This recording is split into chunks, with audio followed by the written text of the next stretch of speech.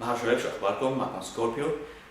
واحد من اهم الفقرات كان بجيمز 13 هالسنه، كان في WWE 2K14 الجيم بتاعت هالسنه، وميك فولي المصارع كان هناك كمان لحتى يعلن عن اللعبه.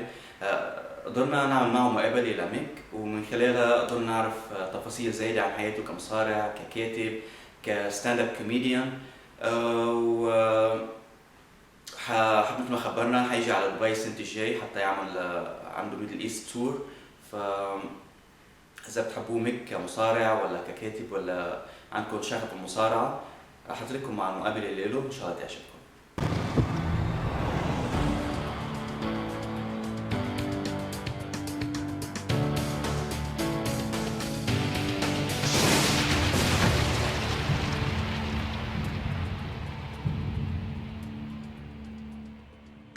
Hello everyone.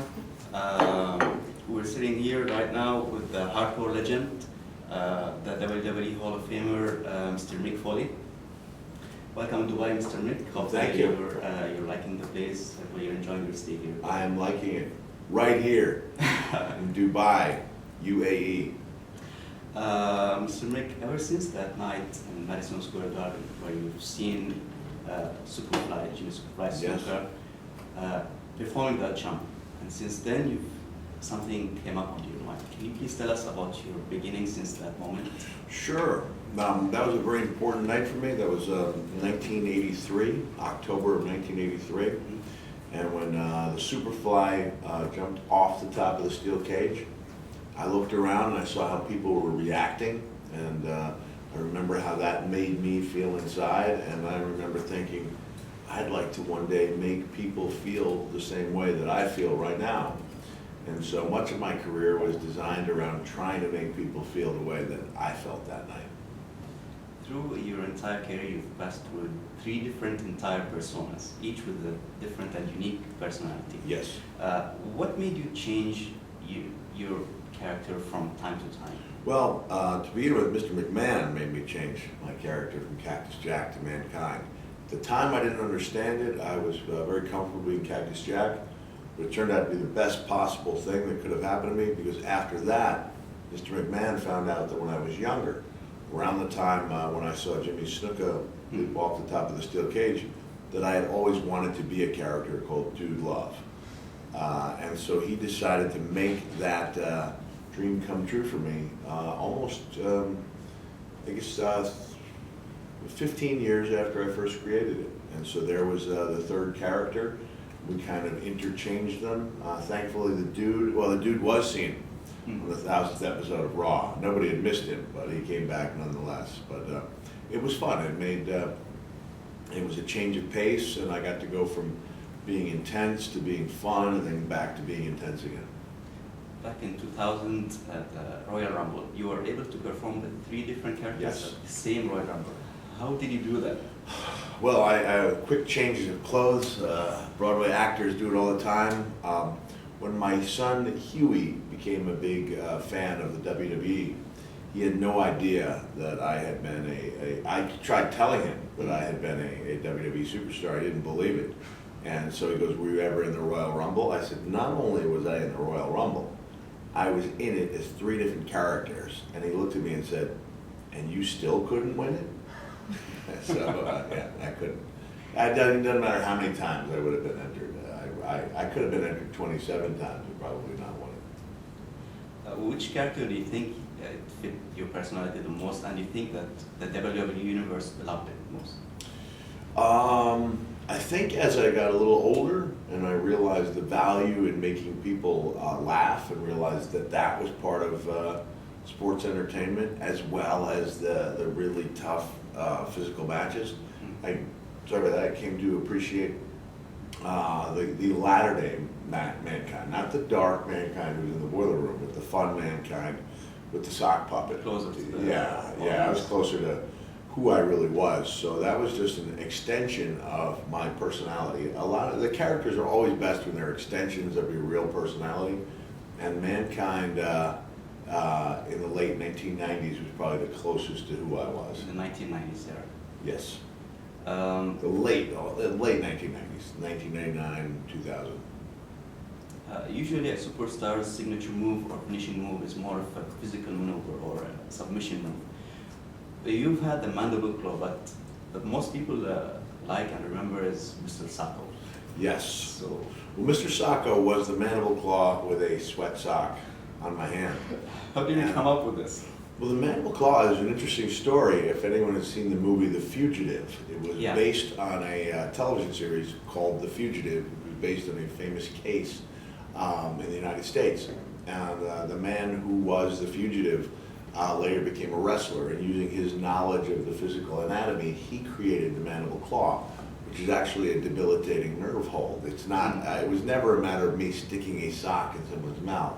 It was always the pressure underneath the tongue. And I needed that move because up until that point, my finishing move had hurt me worse than my opponent. I would fly off the ring apron onto the concrete floor, and that's tough on the body. And so I'm lucky that I was able to change the mandible claw because it was a move I could do to anybody at any time, anybody of any size at any time. One of the most memorable moments in your career was that steel cage Hell in a Cell match Yes. against The Undertaker, where you were thrown from the top of the steel cage. What can you tell us about this from your experience? Yes, I can tell you it was absolutely the worst decision I ever made to start the match on top of that cell. But if I had not started the match on top of that cell, people wouldn't be talking about it 15 years later. It's very rare that a match like becomes bigger than the business or bigger than in your career. And so in Jimmy Snuka's case, it was that leap off the top of the steel cage. To the extreme. So I took it to the extreme. Absolutely nobody should be trying that at home. You won't see anybody being thrown off the top of the cell ever again. That's a wise move, but it's something that touched people. It was not just the throw off the cell. It was the way the Undertaker and I managed to keep wrestling despite the injuries. And so people will remember exactly where they were when they saw that match, exactly who they were with, exactly what they were feeling. So it really touched people. Mr. Foley, during your career, you had a period with rivalry with The Rock. Yes. And later on, it turned to This guy there, yeah. later on, it turned to be a corporate. It's like you formed the Rock Sock connection. Yes. How did this rivalry evolve into a partnership? Well, without the rivalry, there never would have been the partnership because we had some very grueling physical matches. And at a certain point, The Rock was so good at being bad that he became beloved. I think that only happens in wrestling. You don't have like hated world leaders. You don't feel, I really like how bad that guy is. Now I kind of like him. But The Rock was very entertaining. And so at a certain point, I remember just coming out. I can't remember the city we were in. And I started using all of The Rock's catchphrases and putting my own twist on them, The people want they want Mankind to be The Rock's partner. They need Mankind to be The Rock's partner. You with your millions, and it's people chanting out millions of fans, and me with my dozens and dozens of fans. And so we just had a chemistry, a give and take that you can't, that I don't think has been duplicated. And so 14 years after we teamed up, the Rock and Sock Connection is the second most frequently asked question I receive right after, did it hurt when The Undertaker threw you off the cell? Now, Mr. Foley, you're also a skilled writer. You have a Nice Day, you have Foley is Good, and you have the A few others, yeah.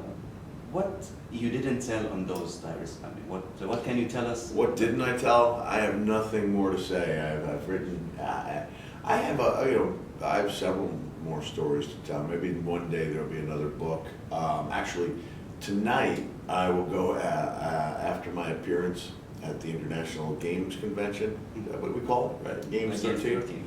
Yeah. I will finish a children's book that I've been working on. So I have a couple of children's books. I have a WWE comic book I'm working on, and then I may go back and I may, some of the stories I'm collecting, I may go back and and work on something in the next couple of years. But I enjoy it, you know, I enjoy sitting down. I used to do all my writing by hand.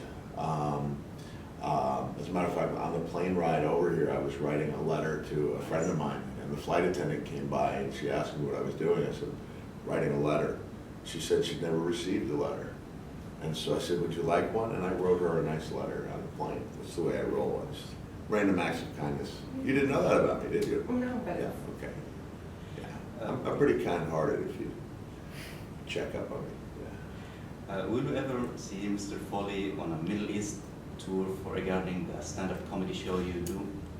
You know what? You might. I hadn't been in Dubai since 1997, and it's grown so much, and the English that people speak is so good. And not only that, but there's so many expats that I was, just given the idea yesterday of possibly coming back in 2014 and doing a show in Dubai and a show of Abu Dhabi, and so I'm going to try to talk to the powers that be in WWE and see if there's not a way that I couldn't become kind of like a roving global ambassador for the company and perform my shows while also promoting WWE around the world.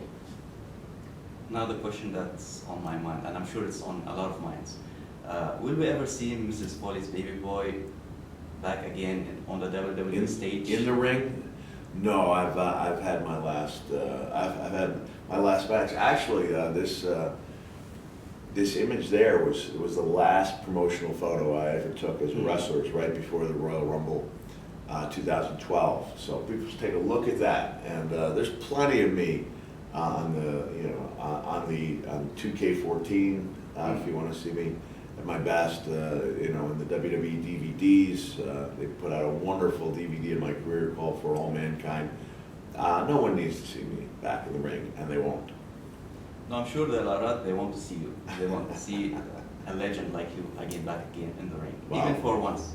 I don't think that's going to happen, but I'm not ruling out an old-timers battle royal in WrestleMania 40. Yeah, I'll only be 58. I'll maybe have that one last match left in me. All right, Mr. Foley, I thank you so much for everything. Guys, Mr. Foley is the legend. Make sure you get his books and also his DVD/Blu-ray For All Mankind. You get to know a lot about the hardcore legend and the WWE Hall of Famer of all time. Thank you so much. And if I return in the spring of 2014 to do shows, don't you dare miss them. Thanks.